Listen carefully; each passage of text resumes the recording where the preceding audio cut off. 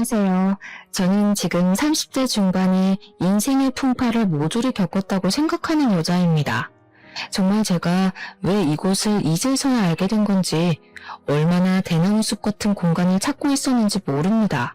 당장이라도 떠들고 싶은 마음에 헐레벌떡 사연을 쓰고 있는데요. 제가 지금 무척이나 흥분한 상태라 이야기가 조금 뒤죽박죽이 될까 걱정이 되기도 합니다. 하지만 최대한 시간 순으로 제가 겪은 사건 순으로 쭉 사연을 적어볼 테니 한 글자도 놓치지 마시고 저를 따라와 주시면 감사하겠습니다. 저는 아주 예전부터 돈이 많은 시댁을 만나면 엄청나게 부유하고 행복한 삶을 살 거라고 생각했는데, 그것들은 전부 드라마에서나 나오는 일이라는 걸 나중에서야 알게 되었습니다. 제가 직접 경험해보지 않았더라면 돈 많은 시댁이 얼마나 괴로운 곳인지 꿈에도 모르고 상상만 하면서 살았겠죠.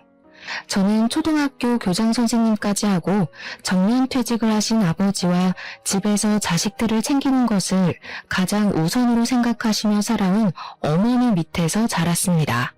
항상 가정에 충실하셨던 분들이셨기 때문에 저의 유년 시절은 늘 행복하고 화목했다는 기억만 가득할 정도로 다정다감하신 분들이었습니다.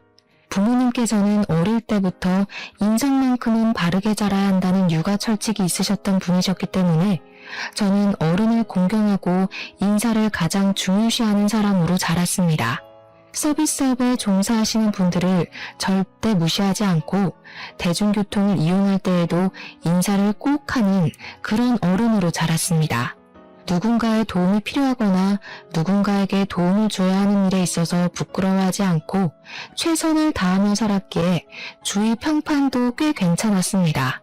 저는 부모님의 영향을 무척이나 많이 받으면서 자라서 부모님을 가장 존경하는 사람으로 꼽으면서 항상 저에게 영감을 주시는 분들이라 생각하며 지냈습니다. 그렇기 때문에 아버지처럼 교대를 졸업하여 학교 선생님이 되고 싶었지만 제 성적으로는 사실 조금 입학이 어려운 곳이었기 때문에 저는 눈을 낮췄습니다. 서울에 있는 4년제 학교는 붙었지만 아이를 가르치는 일과는 거리가 먼 불어불문과를 졸업하게 되었습니다. 사회생활을 하면서 불어를 쓸 일이 얼마나 있겠냐. 저는 실패한 학과를 졸업했다고 생각을 했지만 4년간 공부를 마친 뒤 부모님께서는 유학을 권유하셨습니다. 취업에 대한 두려움이 있었기 때문에 저는 흔쾌히 유학길에 올랐고 2년이라는 시간 동안 프랑스에서 지내면서 회화에 더욱 집중을 해서 공부를 했습니다. 어떻게든 불어 전공을 살려서 번역가 일이나 통역 쪽 일을 하고 싶다는 생각을 하고 있었는데 아주 의외로 저는 무역회사에 입사를 하게 되었습니다. 불어를 할 줄 아는 사람을 뽑는다는 공고에 홀려서 지원을 했는데 면접관님들의 눈에 띈 덕분에 최종 합격까지 이뤄낼 수 있었습니다. 저는 무역회사에 입사를 하여 유럽 전담팀에서 일을 하면서 6년이나 공부를 했던 불어를 마음껏 뽐낼 수 있었습니다. 물론 의사소통에는 문제가 없다고 한들 모국어처럼 사용을 하진 못했기 때문에 틈틈이 공부를 하면서 일을 병행하며 자기 개발에 힘을 썼습니다. 언젠가는 더 좋은 회사나 직종으로 이직을 할 수 있지 않을까 하는 기대감이 있었던 것도 사실이었고요. 아무튼 무역회사에서 밤낮 없이 열심히 일을 한 덕분에 돈도 꽤 벌고 있었고 생활의 만족감을 느끼면서 살고 있었습니다. 자기 몫을 해내면서 산다는 건 참으로 멋있고 좋은 일이더라고요. 하지만 일과 집만 번갈아가며 다니다 보니 어느 날부턴가 무료함이 느껴지기 시작했습니다. 그러던 도중 저희 회사에서 컨테이너 업체를 계약해서 해외에서 들여오는 상품들을 분류해 저장을 해두고 창고처럼 쓰고 있었는데 거기 업체를 운영하는 대표님 아들과 눈이 맞았습니다. 처음에는 그냥 호감이 가는 정도라고 생각을 했는데 의외로 털털하고 배려심 있는 모습에 반하게 되었고 연애를 하게 되었습니다. 무료하던 일상에 남자친구가 생기니까 일상이 더 활력있게 돌아가는 느낌이 들고 이 사람과 함께하는 시간이 너무나도 즐겁더라고요. 제 인생의 터닝포인트로 느껴졌다고나 할까요? 그동안은 뭘 해도 재미가 없었지만 이 남자를 만난 이후에는 숨만 쉬어도 즐겁기 시작했습니다. 저희는 서로에게 너무나 갑작스럽게 빠져들게 된 덕분인지 뭔지 연애 기간이 길진 않았지만 서로에 대한 믿음이 있었기 때문에 8개월 만에 결혼을 하게 되었습니다. 인천항 쪽에서 엄청 큰 컨테이너 업체를 운영하고 있던 시댁은 제가 생각했던 것 이상으로 훨씬 더 부자였습니다. 하긴 지금 생각해보면 보유하고 있는 컨테이너가 한두 개가 아닌데 그 대여 비용만 생각도 한 달에 버는 돈이 어마어마한 집안이었습니다. 거기다가 가족 사업으로 운영을 하고 있었기 때문에 가족들끼리 전부 돈을 돌려 쓰는 느낌도 있었고요. 아무튼 부자였다 이 말입니다. 저희가 결혼을 결심한 뒤에 시댁에 인사를 드리러 가게 되었는데요. 시부는 호탕하게 신혼집은 본인이 해줄 테니 혼수나 신경 써서 준비하라고 하셨습니다. 당연히 대출로 시작을 한 친구들이 주위의 대부분을 차지하고 있었기 때문에 저도 대출금을 갚아야 하는 신혼생활을 생각했었습니다. 하지만 신혼집을 해주신다고 하니 얼마나 놀랐는지 모릅니다.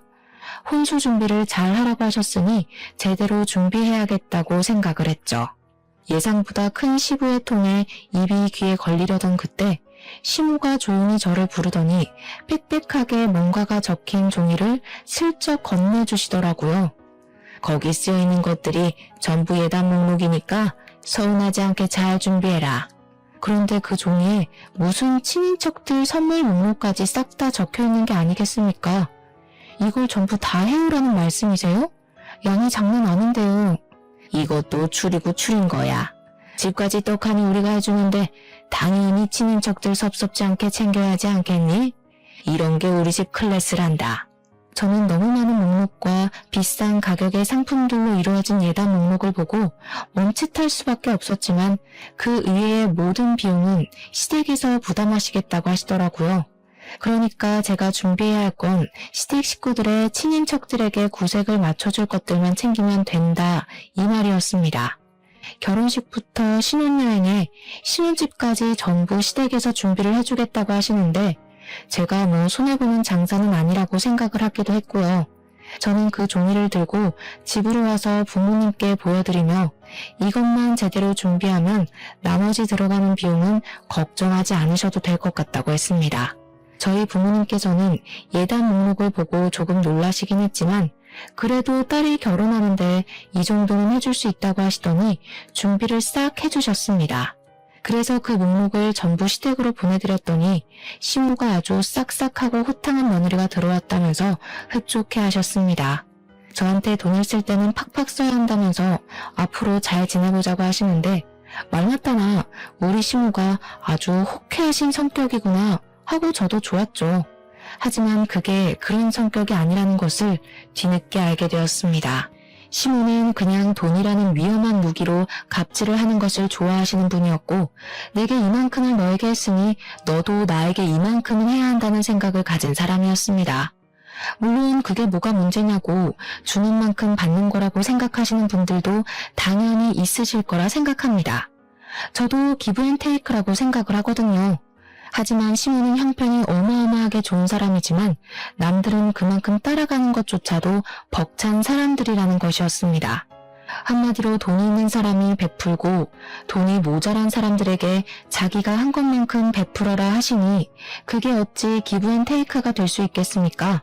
저와 남편은 결혼을 한 이후에 신혼집에 입성을 하게 됐는데 남편이 시댁 사업장에서 시댁 식구들과 같이 일을 하고 있었기 때문에 집을 인천 쪽으로 얻어주셨습니다. 저는 회사가 강남에 위치하고 있었기 때문에 거리가 상당히 멀었습니다. 지하철을 타고 출퇴근을 하는 것은 상상도 하고 싶지 않을 정도로 싫었지만 시부가 지불해준 상태에서 제가 뭐 어떻게 할 수 있는 처지는 아니었습니다. 어쩔 수 없이 저는 중고차를 하나 사서 출퇴근용으로 써야겠다고 마음을 먹었는데 그 이야기를 전해 들은 시모가 차를 한 대 사주시겠다는 거 아니겠습니까? 쪽팔리게 중고차를 타고 다니면서 우리 집안 명성에 먹칠할 생각하지 말고 내가 사주는 차 끌고 다녀. 알겠어? 아니 무슨 대기업을 운영하는 것도 아니고 해봐야 창고 운영하시면서 우리 집안 명성이라고 하니 웃기긴 했습니다. 물론 창고 운영이 임대업에 들어가서 현금이 엄청나게 쌓인다는 건 잘 알고 있지만 돈이 많다고 집안의 명성이 높아지는 건 아니지 않겠습니까? 부모님께 배운 대로 사람 인성이 됨됨이가 되어야 하는 건데 돈의 가치도 모르고 액수만 따지면서 명성을 오문하니 속으로 좀 비웃음이 나긴 했습니다. 어쨌든 시모가 차를 사준다고 하니까 저야 돈도 굽는 거고 새 차도 얻을 수 있으니 얼마나 좋습니까? 바로 감사합니다 하고 받았죠. 하지만 그만큼의 대가를 치러야 한다는 사실을 제가 간과했던 것입니다. 시모는 저에게 차를 뽑아준 이후부터 주말에 본인이 움직여야 할 때마다 저를 기사처럼 부르기 시작하였습니다. 저에게 늘 하시는 말이 내가 비싼 차를 뽑아줬는데 네가 나를 모시고 거기도 못 가? 당연히 네가 나를 데려다 줘야지 였습니다. 여러분 생각을 해보세요. 평일에 인천에서 강남까지 출퇴근을 하는 것도 운전하느라 피곤하고 힘들어 죽겠는데 주말까지 심야 운전기사를 해야 한다고 말입니다. 거기다가 인천 집에서 인천 어딘가로 가시는 것도 아니고 매번 서울까지 운전을 해야 하니 운전에 대한 피로도가 장난 아닌 거죠. 친구들이 전부 그쪽에 산다고 하시면서 압구정에 가자, 청담동에 가자 하시더니 나중에는 분당에 가야 한다, 판교에서 모이기로 하면서 먼 곳까지 데려다 달라고 하더라고요. 정말 시모를 모셔다 드리고 모시고 오느라 주말 하루가 다 지나칠 지경이었습니다. 저도 남편이랑 데이트도 하고 싶고 주말에는 모든 족쇄와 굴레에서 벗어나 푹 쉬고 싶은 마음이 굴뚝 같은데 이게 무슨 팔자에도 없는 운전기사인지 이럴 거면 운전기사를 하나 부르시는 게 좋지 않을까 싶기도 하고 제가 며느리로 들어오기 전에는 어떻게 움직이셨는지 참 궁금해졌습니다. 알고 보니 우리 시모 운전 경력이 30년이 훌쩍 넘는 베스트 드라이버였습니다. 더 웃긴 건 말입니다. 친구들 모임에 데려다 드리면 저한테 한 3시간 놀다가 집으로 출발을 할 거니까 근처에서 대충 시간을 때우다가 부르면 오라고 하시는 겁니다. 정말 제가 무급으로 일을 하는 수행비서가 된 느낌이었습니다. 시모는 그걸 또 친구들에게 자랑을 하셨고요. 얘가 우리 며느리 되는 앤데 내가 부르면 5분 대기조로 대기 타고 있다가 쪼르르 달려 나오는 애야. 얼마나 예쁜지 몰라. 시모 딴에는 그게 칭찬이라고 생각했을지 모르겠지만 제 입장에서는 그냥 제 인격을 무시하는 말로밖에 들리지 않았습니다. 제가 부모님께 어른을 공경해야 한다고 항상 예의를 지키라고 배웠지만 시모 앞에서는 그런 배움과 가르침이 전부 와르르 무너지는 듯한 느낌이었습니다. 저는 시모 친구들 앞에서 부끄러워 꾹꾹 숨어버리고 싶은 심정이었습니다. 5분 대기조라는 말이 수치심을 불러일으켰거든요. 제가 어쩔 줄 몰라 하고 있는 그때 시모 친구분 중 한 분이 저에게 며느리가 일을 안 하냐고 물어보시더라고요. 그래서 제가 냉큼 아니라고 평일에는 출근을 하고 있다고 했더니 친구분 중 한 분이 정말 감사하게 제 편을 딱 들어주시더라고요. 예, 너는 평일에 출근한다는 며느리를 주말까지 부려먹니? 네가 일을 여유롭게 해서 모르는구나. 회사원들이 얼마나 힘들게 일을 하는데. 그래, 주말까지 너 편하자고 이런 일에 부려먹어? 요즘은 며느리한테 잘 보여야 돼.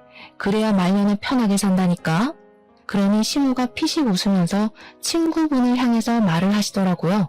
말년에 편하기는 무슨. 돈 있으면 뭘 해도 편해. 예, 며느리야, 네가 말을 좀 해봐라. 너나 불편하니? 내가 부르는 게 불편해 죽겠어? 내가 집도 해줘, 차도 사줘. 그래도 불편해? 솔직히 불편하고 피곤하고 당연한 말 아닌가요? 그런데 시모 앞에다 대놓고 네, 그렇다고 말을 할 수 있는 위인이 몇이나 되겠어요. 적어도 저는 부모님의 가르침에 반대되는 일은 하고 싶지 않았기에 그냥 웃고 말았습니다. 시모는 제가 당연히 싫다고 이야기한 게 아닌 줄 알고 생색을 내면서 우리 며느리는 자기한테 고마워서라도 그런 마음 가질 애가 아니라고 하셨습니다. 치사하게 차랑 집을 들먹이면서 이야기를 하는데 어느 누가 반기를 들겠습니까? 시모 친구분들이 저를 불쌍하게 바라보시는 것 같았습니다. 시간이 흘러서 결혼 후에 처음으로 맞이하는 명절이 되었는데 제가 빈손으로 갈 수가 없으니까 이것저것 준비를 조금 해갔습니다. 과일 세트랑 한과 세트 같은 걸 준비해서 갔더니 시모가 쓱 보고는 한마디 하시더라고요. 현금이 최고인데. 이런 걸 사왔니? 저희 시댁이 워낙 부자다 보니까 저도 현금을 생각하지 않았던 것은 아니지만 얼마를 준비해야 하는지가 막막해서 예매했기에 선물로 사간 것이었습니다. 10만원 단위는 당연히 한 소리 들을 것 같았고 그렇다고 100만원 드리기에는 너무나도 부담이 되었습니다. 시댁에만 드릴 수도 없는 노릇이고 친정도 똑같이 챙겨야 하는데 저희라고 부담스럽지 않은 금액이 아닐 수 없었습니다. 그래서 머리를 돌리고 돌려서 꽤 유명하고 고급진 포장으로 되어 있는 식품으로 선물을 사간 것이었단 말입니다. 그걸 눈치를 챈 건지 뭔지 딱 잘라서 현금이 최고라면서 다음부터는 현금으로 준비해오라는 식으로 말씀을 하시니 식은땀이 절로 흐르더라고요. 그러더니 저에게 우리 집은 제사가 없지만 명절에 다 같이 모여서 한 끼 식사는 꼭 해야 하니까 앞으로는 일찍 와서 식사 준비를 거들라고 시켰습니다. 제사가 없다는 게 솔직히 정말 큰 장점이긴 하잖아요. 결혼한 친구들 이야기를 들어보면 제사만큼 거지 같은 것도 없다고 했었거든요. 저도 오히려 제사상을 준비하는 것보다 가족들이 맛있게 먹을 수 있는 밥을 준비하는 게 더 낫다고 생각을 했는데 식사 준비라는 게 정말 만만치가 않더라고요. 항상 명절에는 사내 진미가 어우러진 밥상을 먹어야 한다면서 저한테 다음 명절에는 불도장에 갈비찜에 해파리 냉채까지 준비를 해오라고 하시더라고요. 제가 못 알아듣고 네? 하고 다시 여쭙자 손이 많이 가는 그 음식들을 일일이 준비해서 재료를 가지고 오라는 것이었습니다. 집에서 만들어서 가지고 올까요? 했더니 그러면 음식 맛이 없다면서 전날 오든지 새벽에 오든지 와서 준비를 하라고 하시더군요.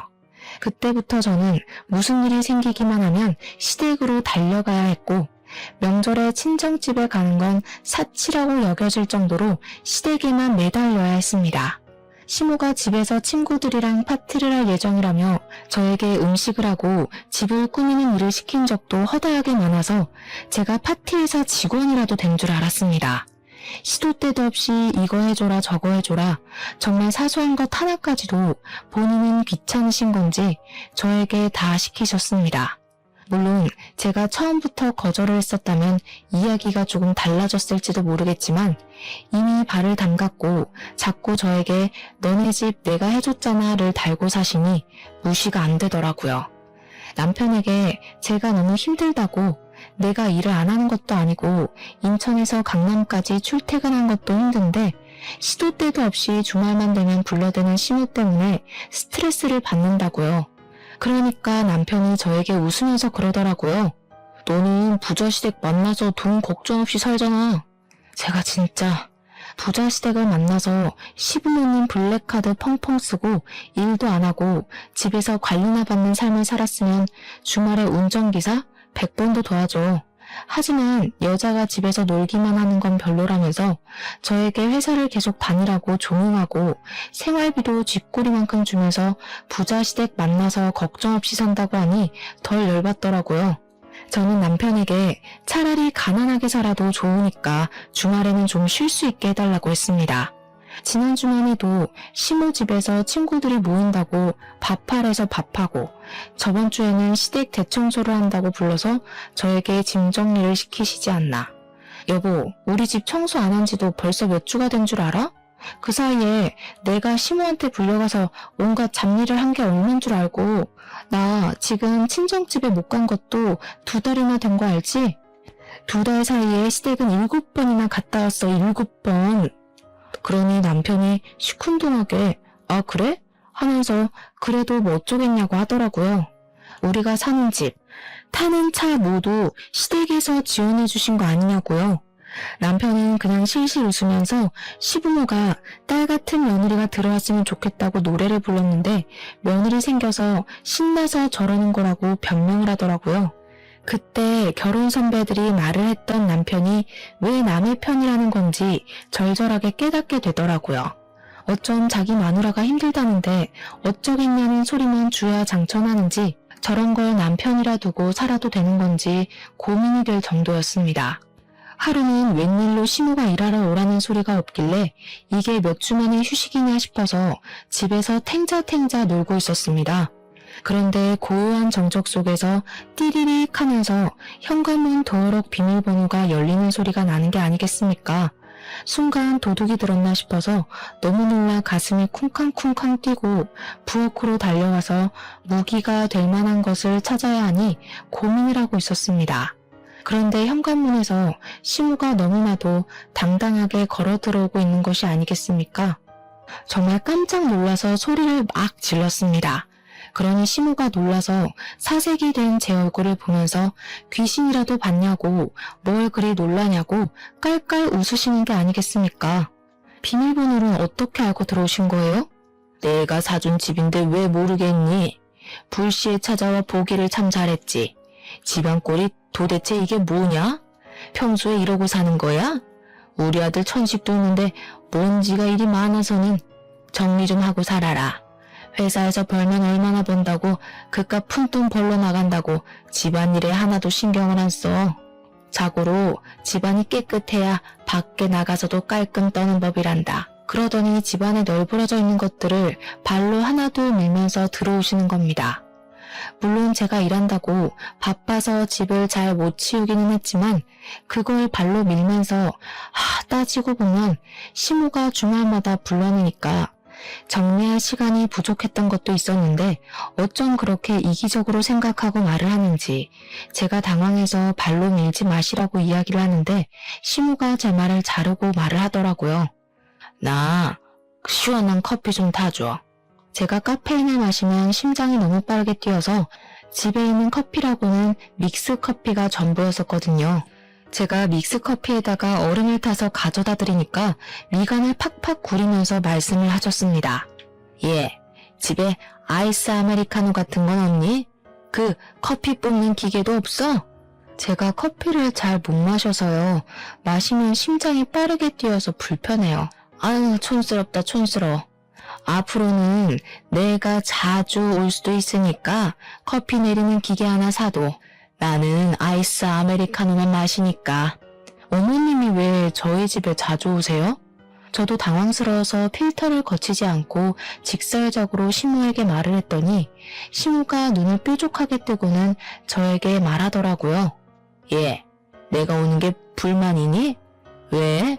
내가 사준 집을 너희가 얼마나 깨끗하게 쓰고 있는지 궁금하기도 하고 내가 우리 아들 살림에 참견 좀 하겠다는데 불만 있어? 내가 자주 와서 잔소리를 해야 치울 거 아니니? 네, 불만 있어요. 저도 더 이상 참을 수 없겠다는 생각에 시무에게 그냥 과감하게 질러버렸습니다. 시무가 찾아오는 게 너무나도 불편하고 불만이라고요. 그러니 시무가 화들짝 놀라는 신용을 하면서 뭐? 너 지금 뭐라 그랬니? 하면서 또 혼낼 기세로 옆구리에 손을 얹고 팔을 하더라고요. 근데 저도 이미 화가 났고 열이 받았으니 물불 가리지 않게 되더라고요. 어머님, 저 평일 내내 출근하고요. 주말 이틀 쉬는 게 전부예요. 그런데 어머님이 매번 저 불러내셔서 남편이랑 데이트도 못하고 어머님 수발만 들었잖아요. 근데 집까지 찾아오셔서 간섭을 하시겠다고 하면 당연히 불만이 생기지 않겠어요? 그러니까 시무가 저에게 어이가 없다는 말투로 말을 하셨습니다. 억울하면 내가 준 거를 받지 말았어야 하는 거 아니니? 너한테 다 사주기만 하면 나는 뭐 호구야? 차 사주고 집 사주고 참견도 못하게? 도대체 결혼한 지 시간이 얼마나 흘렀는데 아직까지도 차 사주고 집 사준 이야기를 하는 건지 저도 오기가 생기더라고요. 저 차 반납할게요. 집도 이사 가고요. 뭐 지금이라도 늦지 않았으니까 전세자금 대출받아서 가면 될 것 같아요. 똑부러지게 말을 하니 시무도 이것까지는 예상 못했던 반응이었던 건지 뭔지 입을 딱 다물고는 저를 있는 힘껏 째려보시기만 하더라고요. 자기가 무서워서 우리 집에 놀러오지도 못하겠다고 하면서 집을 한번 쓱 둘러보시더니 이만 가보겠다고 황급히 사라지시더라고요. 시무에게 할 말 다 했을 때는 심장이 쿵쾅거렸지만 시무가 떠나고 나니까 속이 시원한 게 10년 묵은 채증이 내려가는 듯한 기분이 들었습니다. 저는 시무가 가자마자 비번부터 바꿔버리고는 남편에게 연락을 해서 한 번만 더 시무에게 비밀번호를 알려드리면 너 죽고 나 죽는 거라고 협박을 했습니다. 제가 남편에게 강하게 말하자 남편은 저에게 혀를 끌끌 차면서 이야기를 했습니다. 그냥 당신이 한번 고개 딱 숙이고 들어가면 되는 건데 그걸 못해가지고 꼭 사고를 치더라? 근데 정말 남의 편의 말에 제가 왜 고개를 숙이고 들어가야 하는지 의문이 들더라고요. 저는 이참에 남편도 버릇을 확실하게 고쳐놓는 것이 좋겠다는 생각이 들어서 평생 나랑 같이 살 건지 아니면 시모 품 안에서 살 건지 정리하고 이대로는 더는 못 살겠다고 했습니다. 그러니 남편이 저에게 철이 없다면서 이야기를 했습니다. 야, 우리가 모은 돈도 없는데 이 집 떠나서 어떻게 살 거야?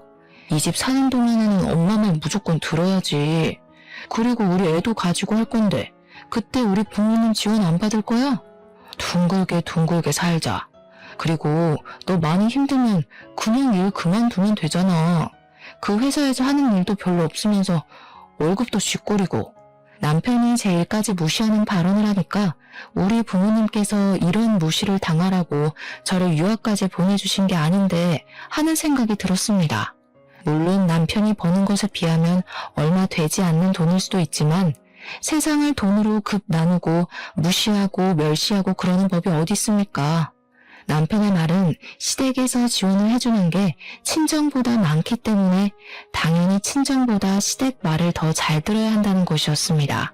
순간 과거에 돈 많은 시댁과 인연을 맺고 싶다고 생각했던 제가 우매하게 느껴졌습니다. 시댁에 돈이 많은 게 좋은 게 아니구나 하는 생각도 들었고요. 하지만 제 권리는 제가 찾는 것이기 때문에 그날 이후로 시모가 저에게 친구들 모임이 있으니까 와서 요리해라, 케이터링 준비해라 하는 거 싹 무시를 했습니다. 처음에는 눈치도 보이고 어려웠지만 자꾸 거절을 하니 이제 밥 먹듯이 거짓말이 술술 나오더라고요. 그냥 출장을 가야 한다고 거짓말을 하고는 하루 친구 집에 가서 자고 오기도 하고 어떤 날은 친정에 안 간 지 너무 오래돼서 가야겠다고 친정집에 가버리고요. 몇 번이나 거절을 하면서 그랬더니 시모가 열이 받았던 건지 갑자기 주말 아침에 예고도 없이 저희 집 배를 막 누르는 게 아니겠습니까? 인터폰에 떠있는 시모의 씩씩거리는 얼굴을 보는데 어우, 너무 꼴 보기 싫더라고요. 비밀번호를 모르니까 시모는 계속해서 초인종을 눌러대는데 없는 척을 할 수도 없고 저랑 남편은 어쩔 수 없이 현관문을 열었습니다. 시모가 왜 이렇게 문을 늦게 여냐면서 구시렁거리며 집으로 들어오는데 양손에 장바구니를 가득 들고 오신 게 아니겠습니까? 저한테 장바구니 2개를 손에 쥐어주시면서 재료를 사왔으니까 얼른 요리를 준비하라고 하시더라고요. 아침 대바람부터 이게 무슨 일인가 싶어서 멍하니 시모를 바라보는데 남편 보고는 집 좀 치우자면서 청소기를 돌리라고 하시더라고요. 그러더니 저에게 통보하듯이 3시간 뒤에 자기 친구들이 우리 집에서 모이기로 했다는 게 아니겠습니까? 제가 연락을 하도 안 받고 시모를 슬슬 피하니까 열이 받은 시모는 친구들 모임을 우리 신혼집에서 하기로 결정을 내리고 친구들을 초대해버린 것입니다. 저랑 남편이랑 둘 다 어이가 없어서 벙쪄가지고 말도 없이 갑자기 이러는 게 어디 있냐고, 왜 우리 집에서 모이는 거냐고 막 화를 냈습니다. 물론 저는 별말하지 않았고 남편이 막 오버스럽게 화를 내면서 말을 하더라고요. 그러니 시모가 저를 콕 가리키면서 며느리가 이 핑계 저 핑계를 대면서 빠져나갈 궁리만 해대는데 어떻게 하냐는 겁니다. 제가 자꾸 이거 해라 저거 해라 하는데 안 하고 요리조리 피해 다니기만 하니까 피할 수 없게 퇴로를 차단해버린 것입니다. 정말 기가 막히다 싶었습니다. 저는 결심을 하고 다시 장바구니를 시모 손에 쥐어드렸습니다. 어머님, 저 이제 이거 더 이상은 못하겠어요. 차라리 일을 봐주실 이모님을 쓰시는 게 좋지 않을까요? 네가 배가 불러서 사람을 부리라고 이야기를 하는구나. 네가 나서서 하겠다고 해도 모자랄 판에 이모님을 쓰라고? 제가 이걸 언제까지 해야 돼요, 어머님? 결혼하고 신혼집에 차 받은 거 이미 2년이 넘는 시간 동안 어머님 수발 들면서 다 갚은 것 같습니다. 저희도 이제 아이도 가져야 할 시기가 다가왔고 저희 부부의 시간을 보내기도 해야 하는데 제가 언제까지 어머님께 끌려다닐 순 없을 것 같습니다. 저는 최대한 시모가 감정적이지 않게 받아들일 수 있도록 조곤조곤히 이야기를 했습니다. 저희도 이제 결혼한 지 3년이 가까워져 오는 시기인데 당연히 아이도 낳고 해야 할 것 아니겠습니까? 딩크족도 아닌데 저희도 저희 계획대로 삶을 살아야 하잖아요. 부모님의 가르침대로 항상 어른을 공경하는 마음을 가지고 있었기 때문에 시모에게도 싫은 소리 한 번 없이 해달라는 거 다 해드렸던 것인데 저는 그냥 예쁨을 받고 싶었던 것이지 시모에게 잡일을 받고 싶어서 해달라는 대로 해드린 게 아니었던 거였습니다. 하지만 날이 갈수록 시모는 도가 지나친 요구를 하기 시작하셨고 부탁으로 시작되었던 일은 점점 명령이 되었습니다. 저는 이렇게 살다가는 평생을 시모의 뒤만 봐드리다가 인생을 보낼 것 같았기에 똑부러지게 거절의 의사를 비추고 더 이상은 안 되겠다고 말씀을 드렸습니다. 그러니 시모가 이 정도쯤은 예상했다는 듯이 저에게 당당하게 말을 하시더라고요. 누구 마음대로?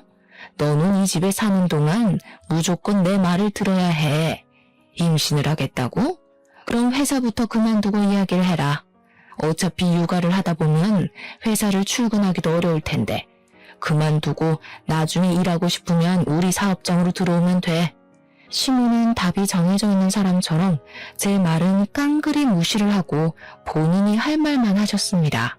저는 그래서 순간 복수를 결심했고 시모에게 제대로 보여주겠다 마음을 먹었습니다. 시모에게 장바구니에 있는 재료들로 기가 막힌 요리를 해갈 테니 시댁으로 장소를 바꾸시라고 했습니다. 시모는 정말 시간 맞춰서 준비를 해올 수 있냐고 몇 번을 물어보셨고 저는 시모에게 걱정하지 마시라고 단단히 일러두었습니다. 그러니까 시모도 알겠다고 하시면서 시간 맞춰서 시댁으로 가지고 오라고 하시고는 돌아가셨습니다. 남편은 널브러진 재료들을 보면서 이걸 다 어떻게 준비하려고 하냐면서 왔다 갔다 하는 시간도 있을 텐데 그냥 우리 집에서 모이는 게 낫지 않겠냐고 하더라고요. 저는 남편을 힘껏 째려보고 정강이를 발로 한 대 차줬습니다. 그리고 준비도 하지 않고 탱자탱자 시간을 보내면서 놀았습니다. 남편이 오히려 더 안절부절 못해하면서 발을 동동 구르길래 정신사납다고 가만히 있으라고 했습니다. 그리고 시모가 친구들이랑 모이기로 한 시간이 딱 40분 남았을 때 저는 시모의 집 근처로 차를 끌고 가서 주변을 둘러보았습니다. 그러니 제 눈에 딱 띄는 가게가 하나 있더라고요. 그곳은 바로 김밥들의 종류만 10가지가 넘는다는 분식집이었습니다. 저는 그곳에서 분식 종류를 엄청나게 포장을 했습니다. 떡볶이에 김밥, 돈가스, 우동, 김치볶음밥 같은 정말 평범한 분식을 말입니다. 그리고 엄청나게 가벼운 발걸음으로 시모의 집으로 향했는데 이상하게 너무나도 신이 나서 미치겠더라고요. 그동안 당했던 저의 모든 복수를 한 번에 해줘야겠다는 생각에 앞뒤 가리지 않고 행동을 하게 되었다고나 할까요? 제가 배를 누르니 현관문에서 시모가 버선발로 달려와 우리 며느리가 무슨 음식을 해왔을지 너무너무 기대가 된다고 설레발을 치시더라고요. 시모한테 기대해도 좋다고 말을 하고 집으로 들어가니 시모 친구들이 저를 보면서 너무 배가 고팠는데 좋은 냄새가 난다고 하시더라고요. 그러면서 며느리가 요리사 자격증이라도 있냐? 뭔 음식 냄새가 이리 좋으냐고 어서 차려보라고 하시더군요. 시모나 시모 친구들이나 전부 독인객인 아니겠습니까? 어떻게 남의 며느리를 그렇게 부려먹을 생각을 하는지. 시모 친구들도 처음에나 며느리 부려먹지 말라면서 제 편을 들어주셨지 시간이 지나니까 자기들도 저를 부려먹더라고요.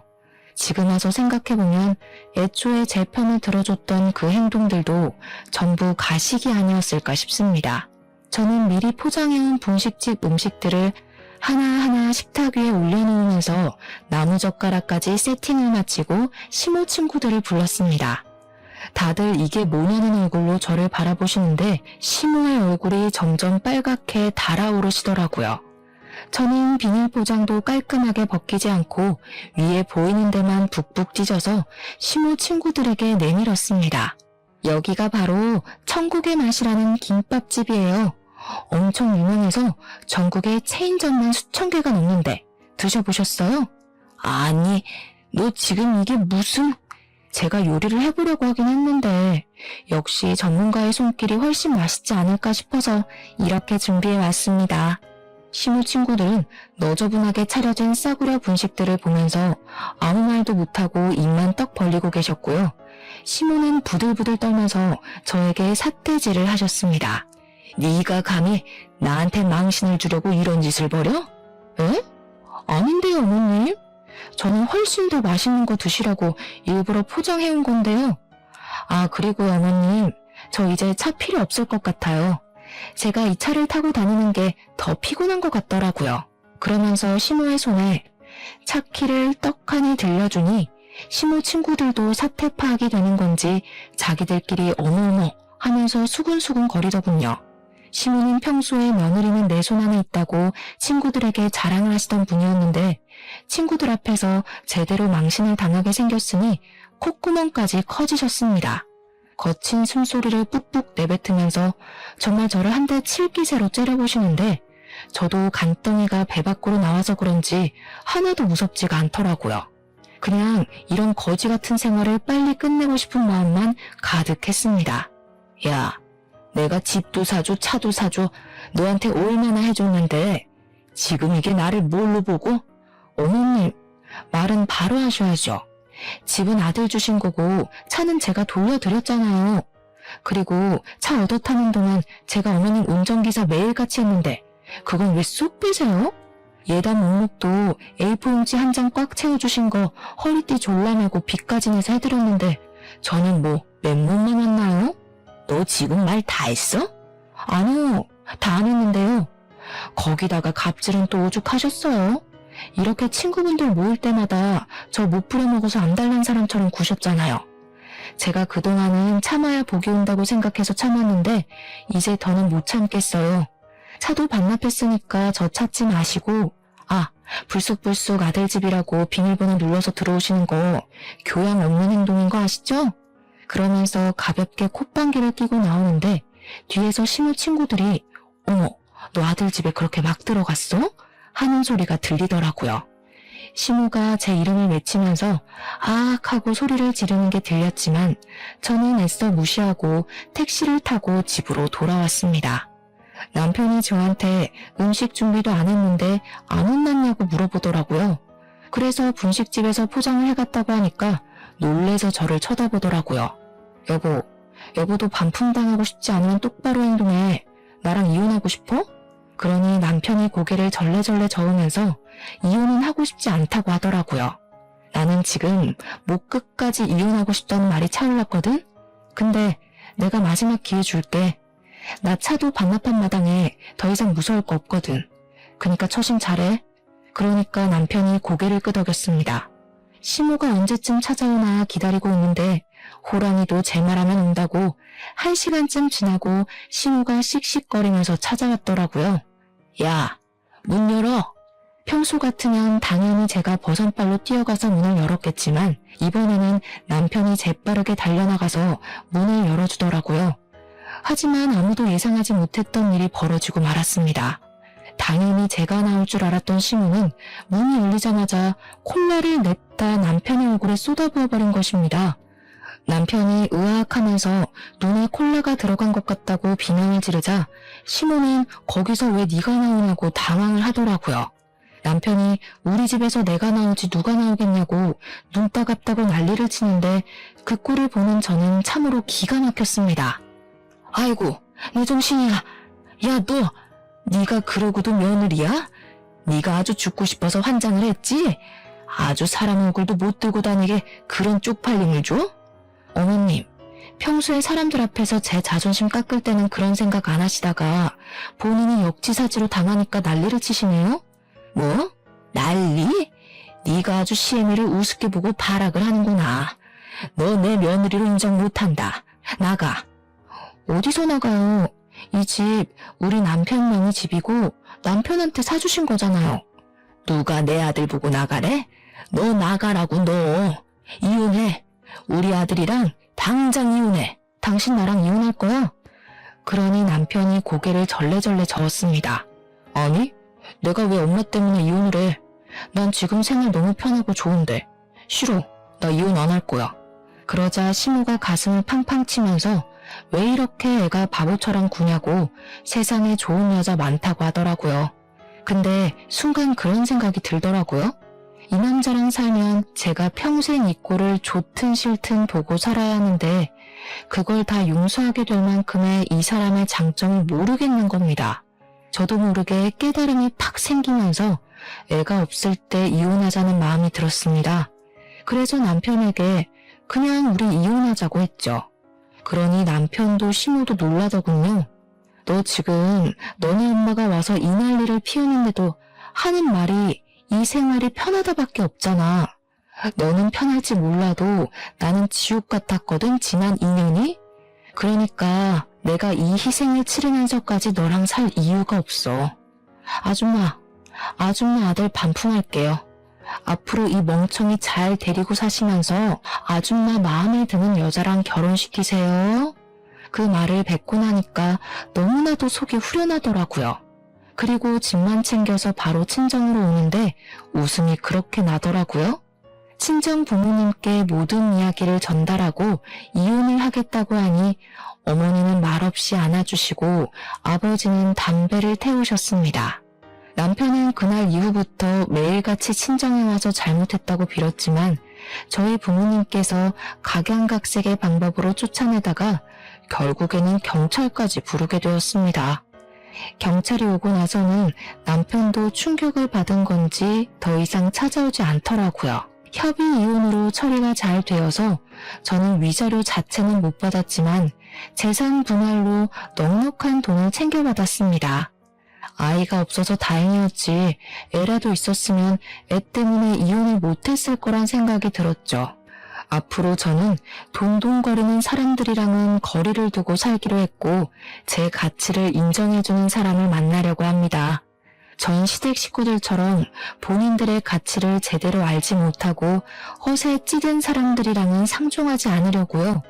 여러분들도 이런 악연이 있으면 얼른 끊어내시길 바랍니다. 저처럼 호구같이 있다가는 좋은 세월 다 허망하게 보내고 말 거예요. 아무튼 제 이야기를 들어주셔서 감사합니다.